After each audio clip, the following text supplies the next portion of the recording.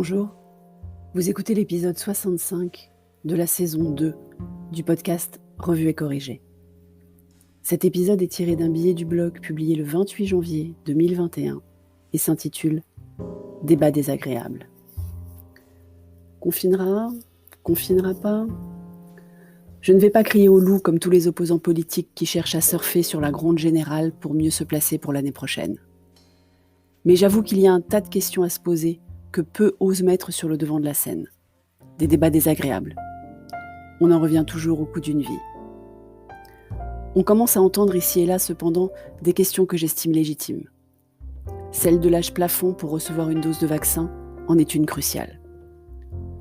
Je me dois à ce stade de préciser que, dans mon entourage familial proche, il y a peu de très vieux. Donc je ne suis pas concernée directement par la question.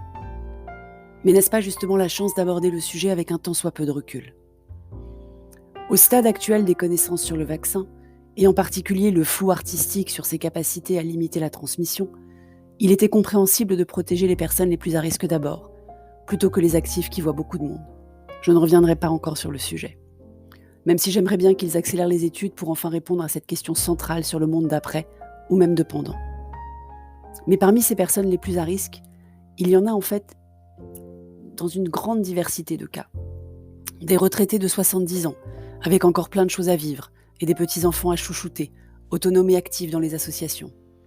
Et des personnes de plus de 90 ans, malades chroniques, isolées, en EHPAD.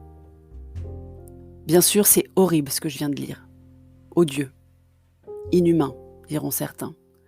Probablement très attachés à une grand-mère qu'ils vont voir toutes les semaines dans son institution spécialisée. Mais les plus nombreux d'entre nous ont surtout des parents et des grands-parents entre 60 et 80 ans, encore actifs pour la plupart, même si parfois porteurs de conditions dites si joliment de comorbidité qui nous inquiètent énormément. Et là, pour le coup, je suis dans le lot. Et puis surtout, la majorité d'entre nous est inquiète des impacts sur tous les autres, pour des raisons non sanitaires. La solitude des étudiants, la détresse des commerçants, la panique des salariés, la déprime des chefs d'entreprise, la morosité des fonctionnaires.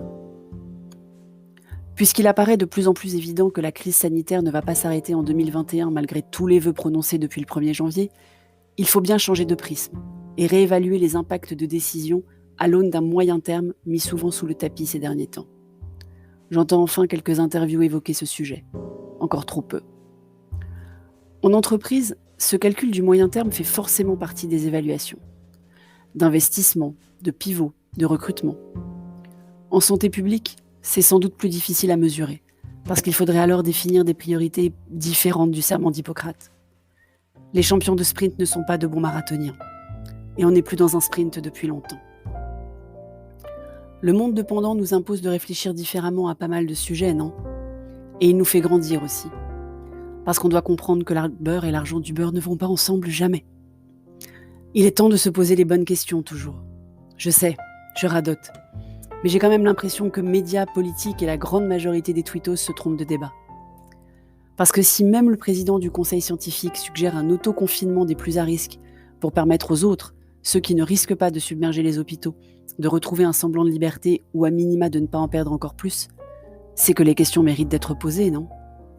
Et ces questions sont à présent éthiques, philosophiques, demandent du temps de réflexion. L'apport éclairé d'experts dans un débat policé. Bref, que des trucs qu'on a oublié comment les faire. Résilience et agilité toujours, courage encore, recul quand même. Et c'est là que je remarque qu'il est encore temps de vous souhaiter à nouveau bonne année. Merci de m'avoir écouté. Si vous écoutez sur Apple, surtout laissez un commentaire avec vos 5 étoiles et sur toutes les plateformes de balado-diffusion, abonnez-vous et partagez. À bientôt.